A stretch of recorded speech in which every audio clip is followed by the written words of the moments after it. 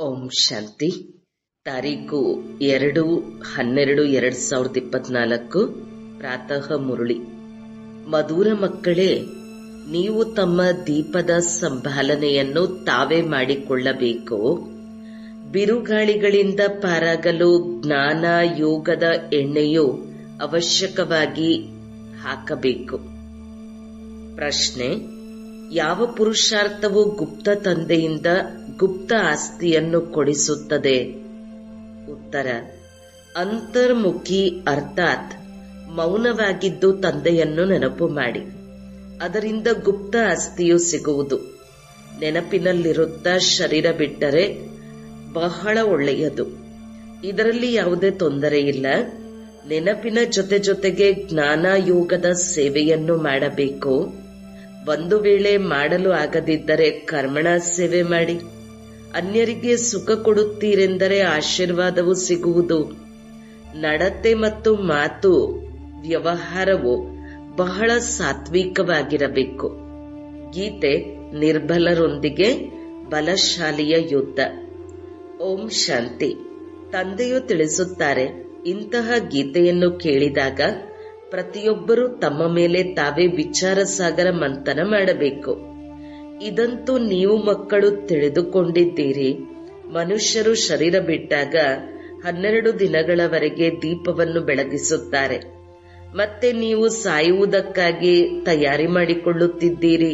ಹಾಗೂ ಪುರುಷಾರ್ಥ ಮಾಡಿ ತಮ್ಮ ಜ್ಯೋತಿಯನ್ನು ತಾವೇ ಬೆಳಗಿಸಿಕೊಳ್ಳುತ್ತಿದ್ದೀರಿ. ಪುರುಷಾರ್ಥವನ್ನು ಮಾಲೆಯಲ್ಲಿ ಬರುವವರೇ ಮಾಡುತ್ತಾರೆ. ಪ್ರಜೆಗಳು ಈ ಮಾಲೆಯಲ್ಲಿ ಬರುವುದಿಲ್ಲ. ನಾವು ವಿಜಯ ಮಾಲೆಯಲ್ಲಿ ಮೊದಲಿಗೆ ಹೋಗಬೇಕೆಂಬ ಪುರುಷಾರ್ಥ ಮಾಡಬೇಕು. ಮಾಯಾ ಬೆಕ್ಕು ಬಿರುಗಾಳಿಗಳನ್ನು ತಂದು ದೀಪವನ್ನು ನಂದಿಸಿ ವಿಕರ್ಮ ಮಾಡಿಸುವಂತಾಗಬಾರದು. ಈಗ ಇದರಲ್ಲಿ ಜ್ಞಾನ ಮತ್ತು ಯೋಗ ಎರಡೂ ಬಲ ಬೇಕು. ಯೋಗದ ಜೊತೆಗೆ ಜ್ಞಾನವು ಅವಶ್ಯಕ. ಪ್ರತಿಯೊಬ್ಬರೂ ತಮ್ಮ ದೀಪದ ಸಂಭಾಲನೆ ಮಾಡಬೇಕು. ಅಂತ್ಯದವರೆಗೂ ಪುರುಷಾರ್ಥವು ನಡೆಯಲೇಬೇಕಾಗಿದೆ. ಸ್ಪರ್ಧೆಯು ನಡೆಯುತ್ತದೆ ಎಂದರೆ ಎಲ್ಲಿಯೂ ಜ್ಯೋತಿಯು ಕಡಿಮೆಯಾಗದಿರಲಿ. ನಂದಿ ಹೋಗದಂತೆ ಬಹಳ ಸಂಭಾಲನೆ ಮಾಡಿಕೊಳ್ಳಬೇಕು. ಆದ್ದರಿಂದ ಯೋಗ ಮತ್ತು ಜ್ಞಾನದ ಎಣ್ಣೆಯನ್ನು ಪ್ರತಿನಿತ್ಯವೂ ಹಾಕಬೇಕಾಗುತ್ತದೆ. ಯೋಗ ಬಲದ ಶಕ್ತಿ ಇಲ್ಲದಿದ್ದರೆ ನೀವು ಓಟವನ್ನು ಓಡಲು ಸಾಧ್ಯವಿಲ್ಲ. ಹಿಂದುಳಿಯುತ್ತೀರಿ. ಶಾಲೆಯಲ್ಲಿ ಸಬ್ಜೆಕ್ಟ್ಗಳಿರುತ್ತವೆ. ನಾವು ಸಬ್ಜೆಕ್ಟ್ಗಳಲ್ಲಿ ತೀಕ್ಷ್ಣವಾಗಿಲ್ಲ ಎಂದು ನೋಡುತ್ತಾರೆ. ಆಗ ಮುಂದೆ ಹೋಗುವ ಪ್ರಯತ್ನ ಪಡುತ್ತಾರೆ. ಇಲ್ಲಿಯೂ ಹಾಗೆಯೇ ಸ್ಥೂಲ ಸೇವೆಯ ಸಬ್ಜೆಕ್ಟ್ ಬಹಳ ಒಳ್ಳೆಯದಾಗಿದೆ. ಅನೇಕರ ಆಶೀರ್ವಾದವೂ ಸಿಗುತ್ತದೆ. ಕೆಲವು ಮಕ್ಕಳು ಜ್ಞಾನದ ಸರ್ವಿಸ್ ಮಾಡುತ್ತಾರೆ. ದಿನ ಪ್ರತಿದಿನ ಸರ್ವೀಸಿನ ವೃದ್ಧಿಯಾಗುತ್ತಾ ಹೋಗುತ್ತದೆ. ಒಬ್ಬ ಮಾಲೀಕನಿಗೆ 6-8 ಅಂಗಡಿಗಳಿರುತ್ತವೆ. ಎಲ್ಲವೂ ಒಂದೇ ರೀತಿ ನಡೆಯುವುದಿಲ್ಲ. ಕೆಲವು ಅಂಗಡಿಗಳಲ್ಲಿ ಕಡಿಮೆ ವ್ಯಾಪಾರ, ಇನ್ನು ಕೆಲವು ಅಂಗಡಿಗಳಲ್ಲಿ ಹೆಚ್ಚಿನ ವ್ಯಾಪಾರವಾಗುತ್ತದೆ. ನಿಮ್ಮದು ಸಹ ಒಂದು ದಿನ ಇಂತಹ ಸಮಯವು ಬರೆಯಲಿದೆ. ರಾತ್ರಿಯಲ್ಲಿಯೂ ಸಹ ಬಿಡುವು ಸಿಗುವುದಿಲ್ಲ. ಜ್ಞಾನ ಸಾಗರ ತಂದೆಯು ಬಂದಿದ್ದಾರೆ. ಅವಿನಾಶಿ ಜ್ಞಾನರತ್ನಗಳಿಂದ ಜೋಳಿಗೆಯನ್ನು ತುಂಬುತ್ತಾರೆಂದು ಕೊನೆಗೊಂದು ದಿನ ಎಲ್ಲರಿಗೂ ತಿಳಿಯುತ್ತದೆ. ಆಗ ಬಹಳ ಮಂದಿ ಮಕ್ಕಳು ಬರುತ್ತಾರೆ. ಮಾತೆ ಕೇಳಬೇಡಿ, ಇಲ್ಲಿ ಇಂತಹ ವಸ್ತು ಬಹಳ ಕಡಿಮೆ ಬೆಲೆಯಲ್ಲಿ ಸಿಗುತ್ತದೆ ಎಂದು ಒಬ್ಬರು ಇನ್ನೊಬ್ಬರಿಗೆ ತಿಳಿಸುತ್ತಾರಲ್ಲವೇ? ನೀವು ಮಕ್ಕಳು ಸಹ ತಿಳಿಸುತ್ತೀರಿ. ಈ ರಾಜಯೋಗದ ಶಿಕ್ಷಣವು ಬಹಳ ಸಹಜವಾಗಿದೆ. ಎಲ್ಲರಿಗೂ ಈ ಜ್ಞಾನರತ್ನಗಳ ಬಗ್ಗೆ ತಿಳಿಯುತ್ತಾ ಹೋದಂತೆ ಅನೇಕರು ಬರುತ್ತಿರುತ್ತಾರೆ. ನೀವು ಈ ಜ್ಞಾನ ಮತ್ತು ಯೋಗದ ಸೇವೆಯನ್ನು ಮಾಡುತ್ತೀರಿ. ಯಾರು ಈ ಜ್ಞಾನ ಯೋಗದ ಸೇವೆಯನ್ನು ಮಾಡಲಾಗುವುದಿಲ್ಲವೋ ಅವರಿಗೆ ಕರ್ಮಣ ಸೇವೆಗೂ ಅಂಕಗಳಿವೆ. ಎಲ್ಲರ ಆಶೀರ್ವಾದವೂ ಸಿಗುತ್ತದೆ. ಒಬ್ಬರು ಇನ್ನೊಬ್ಬರಿಗೆ ಸುಖ ಕೊಡುತ್ತಾರೆ. ಇದಂತೂ ಬಹಳ ಸಸ್ತಾ ಗಣಿಯಾಗಿದೆ. ಇದು ಅವಿನಾಶಿ ಜ್ಞಾನರತ್ನಗಳ ಗಣಿಯಾಗಿದೆ. ಅಷ್ಟರತ್ನಗಳ ಮಾಲೆಯನ್ನು ಮಾಡುತ್ತಾರಲ್ಲವೇ, ಅದನ್ನು ಪೂಜಿಸುತ್ತಾರೆ. ಆದರೆ ಇದು ಯಾರ ಮಾಲೆಯಾಗಿದೆ ಎಂದು ಯಾರಿಗೂ ತಿಳಿದಿಲ್ಲ. ನಾವೇ ಹೇಗೆ ಪೂಜ್ಯರಿಂದ ಪೂಜಾರಿಗಳಾಗುತ್ತೇವೆಂದು ನೀವು ತಿಳಿದುಕೊಂಡಿದ್ದೀರಿ. ಇದು ಬಹಳ ಅದ್ಭುತವಾದ ಜ್ಞಾನವಾಗಿದೆ. ಇದನ್ನು ಪ್ರಪಂಚದಲ್ಲಿ ಯಾರೂ ತಿಳಿದುಕೊಂಡಿಲ್ಲ. ಈಗ ನೀವು ಭಾಗ್ಯಶಾಲಿ ನಕ್ಷತ್ರ ಮಕ್ಕಳಿಗೆ ನಿಶ್ಚಯವಿದೆ, ನಾವು ಸ್ವರ್ಗದ ಮಾಲೀಕರಾಗಿದ್ದೆವು, ಈಗ ನರಕದ ಮಾಲೀಕರಾಗಿ ಬಿಟ್ಟಿದ್ದೇವೆ.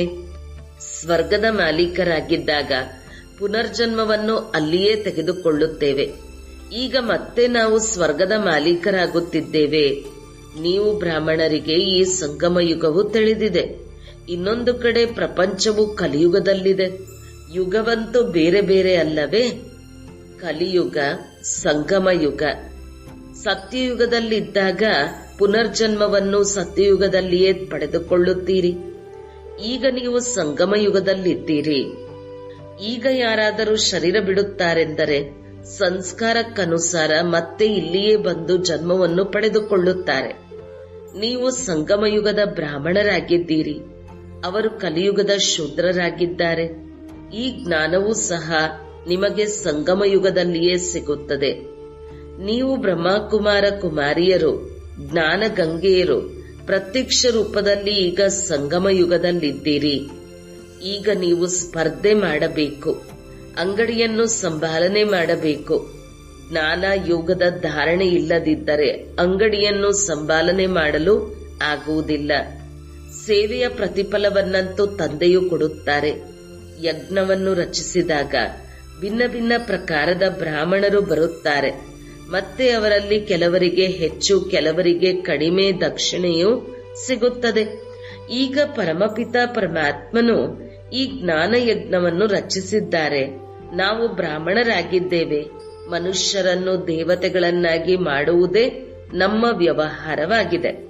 ನಾವು ಈ ಯಜ್ಞದಿಂದ ಮನುಷ್ಯರಿಂದ ದೇವತೆಗಳಾಗುತ್ತೇವೆ ಎಂದು ಹೇಳುವಂತಹ ಯಜ್ಞವು ಮತ್ಯಾವುದೂ ಇರುವುದಿಲ್ಲ. ಇದಕ್ಕೆ ರುದ್ರಜ್ಞಾನ ಯಜ್ಞ ಅಥವಾ ಪಾಠಶಾಲೆ ಎಂದು ಕರೆಯಲಾಗುತ್ತದೆ. ಜ್ಞಾನ ಮತ್ತು ಯೋಗದಿಂದ ಪ್ರತಿಯೊಬ್ಬ ಮಗುವು ದೇವಿ ದೇವತಾ ಪದವಿಯನ್ನು ಪಡೆಯಬಹುದಾಗಿದೆ. ನೀವು ಪರಮಧಾಮದಿಂದ ತಂದೆಯ ಜೊತೆ ಬಂದಿದ್ದೀರೆಂದು ತಂದೆಯು ಸಲಹೆ ಕೊಡುತ್ತಾರೆ. ನೀವು ಹೇಳುತ್ತೀರಿ, ನಾವು ಪರಮಧಾಮ ನಿವಾಸಿಗಳಾಗಿದ್ದೇವೆ. ಈ ಸಮಯದಲ್ಲಿ ತಂದೆಯ ಮತದಿಂದ ನಾವು ಸ್ವರ್ಗದ ಸ್ಥಾಪನೆ ಮಾಡುತ್ತಿದ್ದೇವೆ. ಯಾರು ಸ್ಥಾಪನೆ ಮಾಡುವರೋ ಅವರೇ ಮಾಲೀಕರಾಗುತ್ತಾರೆ. ನೀವು ತಿಳಿದುಕೊಂಡಿದ್ದೀರಿ, ಈ ಪ್ರಪಂಚದಲ್ಲಿ ನಾವು ಬಹಳ ಭಾಗ್ಯಶಾಲಿಗಳಾಗಿದ್ದೇವೆ. ಜ್ಞಾನ ಸೂರ್ಯ, ಜ್ಞಾನ ಚಂದ್ರಮ ಮತ್ತು ನಾವು ಜ್ಞಾನ ನಕ್ಷತ್ರಗಳಾಗಿದ್ದೇವೆ. ಹೀಗೆ ಮಾಡುವವರು ಜ್ಞಾನ ಸಾಗರನಾಗಿದ್ದಾರೆ. ಆ ಸೂರ್ಯ ಚಂದ್ರ ನಕ್ಷತ್ರಗಳು ಸ್ಥೂಲದಲ್ಲಿವೆ, ಅದರ ಜೊತೆ ನಮ್ಮ ಹೋಲಿಕೆ ಇದೆ ಅಂದಾಗ ನಾವು ಜ್ಞಾನ ಸೂರ್ಯ, ಜ್ಞಾನ ಚಂದ್ರಮ ಮತ್ತು ಜ್ಞಾನ ನಕ್ಷತ್ರಗಳಾಗಿದ್ದೇವೆ. ಈ ರೀತಿ ಮಾಡುವವರು ತಂದೆಯಾಗಿದ್ದಾರೆ. ನಮ್ಮನ್ನು ಈ ರೀತಿ ಮಾಡುವವರು ಜ್ಞಾನ ಸಾಗರನಾಗಿದ್ದಾರೆ. ಹೆಸರಂತೂ ಬರುತ್ತದೆಯಲ್ಲವೇ? ಜ್ಞಾನ ಸೂರ್ಯ ಅಥವಾ ಜ್ಞಾನ ಸಾಗರನಿಗೆ ನಾವು ಮಕ್ಕಳಾಗಿದ್ದೇವೆ. ಅವರು ಇಲ್ಲಿನ ನಿವಾಸಿ ಅಲ್ಲ. ತಂದೆಯು ತಿಳಿಸುತ್ತಾರೆ, ನಾನು ನಿಮ್ಮನ್ನು ತನ್ನ ಸಮಾನ ಮಾಡಿಕೊಳ್ಳಲು ಬರುತ್ತೇನೆ. ಜ್ಞಾನ ಸೂರ್ಯ, ಜ್ಞಾನ ನಕ್ಷತ್ರಗಳು ಇಲ್ಲಿಯೇ ಆಗಬೇಕು. ನಿಮಗೆ ತಿಳಿದಿದೆ, ನಾವು ಅವಶ್ಯಕವಾಗಿ ಭವಿಷ್ಯದಲ್ಲಿ ಇಲ್ಲಿಯೇ ಸ್ವರ್ಗದ ಮಾಲೀಕರಾಗುತ್ತೇವೆ. ಎಲ್ಲವೂ ಪುರುಷಾರ್ಥದ ಮೇಲೆ ಆಧಾರಿತವಾಗಿದೆ. ನಾವು ಮಾಯೆಯ ಮೇಲೆ ಜಯಗಳಿಸುವ ಯೋಧರಾಗಿದ್ದೇವೆ. ಆ ಋಷಿಮುನಿಗಳಂತೂ ಮನಸ್ಸನ್ನು ವಶಪಡಿಸಿಕೊಳ್ಳಲು ಎಷ್ಟೊಂದು ಹಠಯೋಗವನ್ನು ಮಾಡುತ್ತಾರೆ. ನೀವಂತೂ ಹಠಯೋಗ ಇತ್ಯಾದಿಗಳನ್ನು ಮಾಡಲು ಸಾಧ್ಯವಿಲ್ಲ. ತಂದೆಯು ತಿಳಿಸುತ್ತಾರೆ, ನೀವು ಏನೂ ಕಷ್ಟಪಡಬೇಕಾಗಿಲ್ಲ, ಕೇವಲ ಇಷ್ಟನ್ನೇ ತಿಳಿಸುತ್ತೇವೆ. ನೀವು ನನ್ನ ಬಳಿ ಬರಬೇಕಾಗಿದೆ, ಆದ್ದರಿಂದ ನನ್ನನ್ನು ನೆನಪು ಮಾಡಿ. ನಾನು ನೀವು ಮಕ್ಕಳನ್ನು ಕರೆದುಕೊಂಡು ಹೋಗಲು ಬಂದಿದ್ದೇನೆ. ಈ ಮಾತನ್ನು ಮತ್ಯಾವುದೇ ಮನುಷ್ಯರು ಹೇಳಲು ಸಾಧ್ಯವಿಲ್ಲ. ಬಲೆ ತಮ್ಮನ್ನು ಈಶ್ವರನೆಂದು ಹೇಳಿಕೊಳ್ಳಬಹುದು, ಆದರೆ ತಮ್ಮನ್ನು ಮಾರ್ಗದರ್ಶಕನೆಂದು ಹೇಳಿಕೊಳ್ಳಲು ಸಾಧ್ಯವಿಲ್ಲ. ತಂದೆಯು ತಿಳಿಸುತ್ತಾರೆ, ನಾನು ಮುಖ್ಯವಾದ ಮಾರ್ಗದರ್ಶಕ, ಕಾಲರ ಕಾಲನಾಗಿದ್ದೇನೆ. ಒಂದು ಸತ್ಯವಾನ್ ಸಾವಿತ್ರಿಯ ಕಥೆಯೂ ಇದೆ ಅಲ್ಲವೇ? ಅವರಿಗೆ ದೈಹಿಕ ಪ್ರೀತಿ ಇರುವ ಕಾರಣ ದುಃಖವಾಗುತ್ತಿತ್ತು. ನೀವಂತೂ ಖುಷಿಯಾಗುತ್ತೀರಿ. ನಾನು ನೀವು ಆತ್ಮರನ್ನು ಕರೆದುಕೊಂಡು ಹೋಗುತ್ತೇನೆ. ನೀವೆಂದೂ ದುಃಖಿಯಾಗುವುದಿಲ್ಲ, ಏಕೆಂದರೆ ನಿಮ್ಮ ತಂದೆಯು ಮಧುರ ಮನೆಗೆ ಕರೆದುಕೊಂಡು ಹೋಗಲು ಬಂದಿದ್ದಾರೆಂದು ನಿಮಗೆ ತಿಳಿದಿದೆ. ಆ ಮಧುರ ಮನೆಗೆ ಮುಕ್ತಿಧಾಮ, ನಿರ್ವಾಣಧಾಮ ಎಂದು ಕರೆಯಲಾಗುತ್ತದೆ. ತಂದೆಯು ತಿಳಿಸುತ್ತಾರೆ, ನಾನು ಎಲ್ಲಾ ಕಾಲರ ಕಾಲನಾಗಿದ್ದೇನೆ. ಅವರು ಒಂದು ಆತ್ಮನನ್ನು ಕರೆದುಕೊಂಡು ಹೋಗುತ್ತಾರೆ, ಆದರೆ ನಾನು ಎಷ್ಟು ದೊಡ್ಡ ಕಾಲನಾಗಿದ್ದೇನೆ. 5000 ವರ್ಷಗಳ ಹಿಂದೆಯೂ ಸಹ ನಾನು ಮಾರ್ಗದರ್ಶಕನಾಗಿ ಎಲ್ಲರನ್ನೂ ಕರೆದುಕೊಂಡು ಹೋಗಿದ್ದೆನು. ಪ್ರಿಯತಮನು ಪ್ರಿಯತಮೆಯರನ್ನು ಹಿಂದಿರುಗಿ ಕರೆದುಕೊಂಡು ಹೋಗುತ್ತಾರೆಂದ ಮೇಲೆ ಅವರನ್ನು ನೆನಪು ಮಾಡಬೇಕು. ನೀವು ತಿಳಿದುಕೊಂಡಿದ್ದೀರಿ, ಈಗ ನಾವು ಓದುತ್ತಿದ್ದೇವೆ, ಮತ್ತೆ ಇಲ್ಲಿಯೇ ಬರುತ್ತೇವೆ. ಮೊದಲು ಮಧುರ ಮನೆಗೆ ಹೋಗಿ ನಂತರ ಕೆಳಗೆ ಬರುತ್ತೇವೆ. ನೀವು ಮಕ್ಕಳು ಸ್ವರ್ಗದ ನಕ್ಷತ್ರಗಳಾಗಿದ್ದೀರಿ, ಮೊದಲು ನರಕದ ನಕ್ಷತ್ರಗಳಾಗಿದ್ದೀರಿ. ನಂಬರ್ವಾರ್ ಪುರುಷಾರ್ಥದ ಅನುಸಾರ ಭಾಗ್ಯದ ನಕ್ಷತ್ರಗಳಾಗಿದ್ದೀರಿ. ನಿಮಗೆ ತಂದೆಯ ಆಸ್ತಿಯೂ ಸಿಗುತ್ತದೆ. ಈ ಗಣಿಯು ಬಹಳ ಶಕ್ತಿಶಾಲಿಯಾಗಿದೆ ಮತ್ತು ಇದು ಒಮ್ಮೆ ಮಾತ್ರವೇ ಸಿಗುತ್ತದೆ. ಆ ಗಣಿಗಳಂತೂ ಬಹಳಷ್ಟು ಬರುತ್ತಿರುತ್ತವೆ. ಈ ಅವಿನಾಶಿ ಜ್ಞಾನರತ್ನಗಳ ಗಣಿಯು ಒಂದೇ ಬಾರಿ ಸಿಗುತ್ತದೆ. ಆ ಗ್ರಂಥಗಳು ಬಹಳಷ್ಟಿವೆ, ಆದರೆ ಅವುಗಳಿಗೆ ರತ್ನಗಳೆಂದು ಹೇಳುವುದಿಲ್ಲ. ತಂದೆಗೆ ಜ್ಞಾನ ಸಾಗರನೆಂದು ಹೇಳಲಾಗುತ್ತದೆ.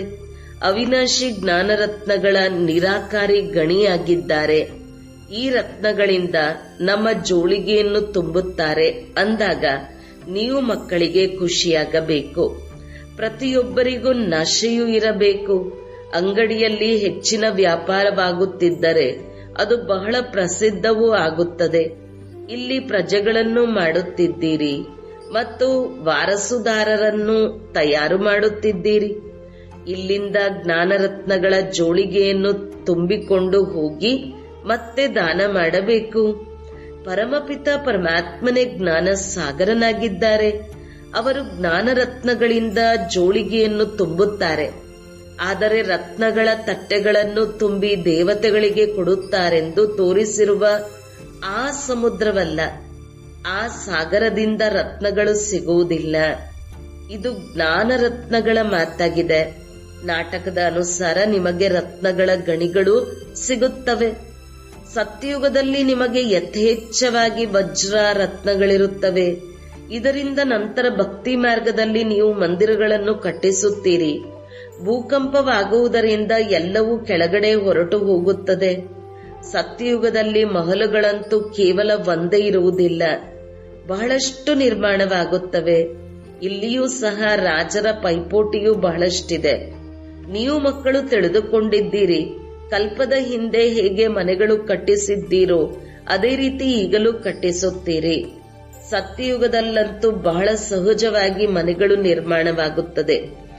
ವಿಜ್ಞಾನವು ಬಹಳಷ್ಟು ಕೆಲಸಕ್ಕೆ ಬರುತ್ತದೆ, ಆದರೆ ಅಲ್ಲಿ ವಿಜ್ಞಾನವೆಂಬ ಅಕ್ಷರವಿರುವುದಿಲ್ಲ.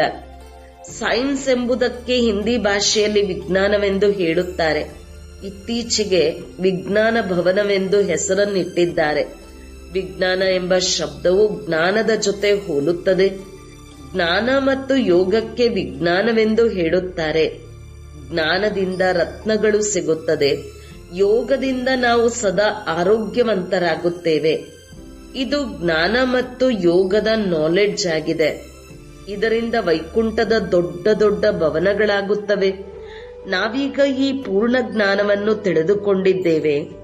ನಾವು ಭಾರತವನ್ನು ಸ್ವರ್ಗವನ್ನಾಗಿ ಮಾಡುತ್ತಿದ್ದೇವೆ ಎಂಬುದನ್ನು ನೀವು ತಿಳಿದುಕೊಂಡಿದ್ದೀರಿ.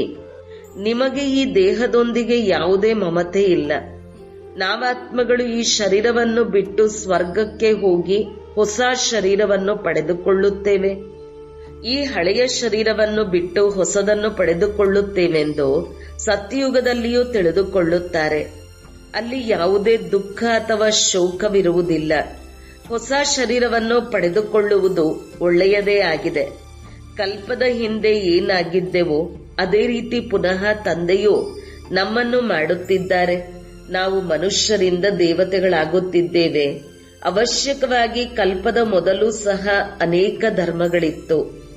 ಗೀತೆಯಲ್ಲಿ ಇದ್ಯಾವುದೂ ಇಲ್ಲ.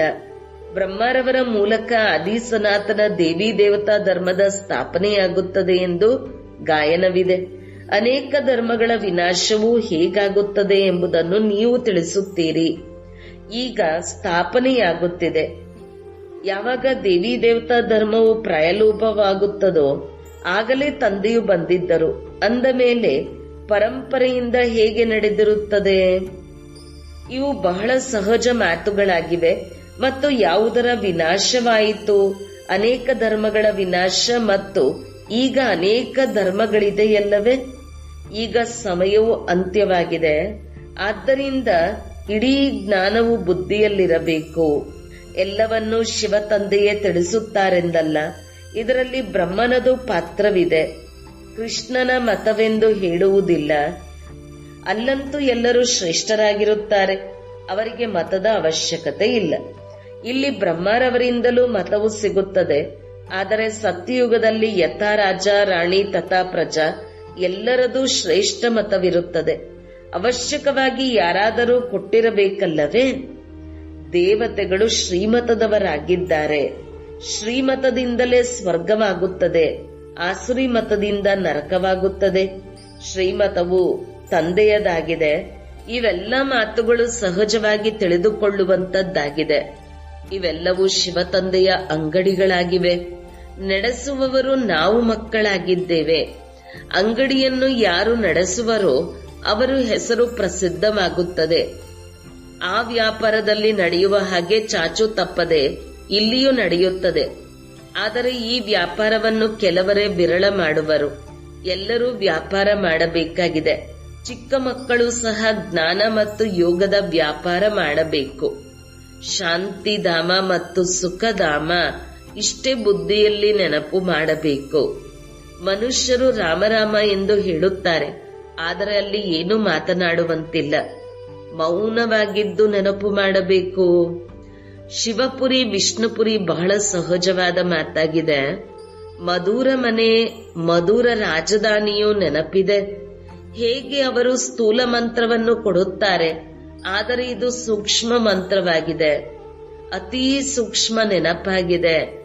ಕೇವಲ ಇದನ್ನು ನೆನಪು ಮಾಡುವುದರಿಂದ ನಾವು ಸ್ವರ್ಗದ ಮಾಲೀಕರಾಗುತ್ತೇವೆ.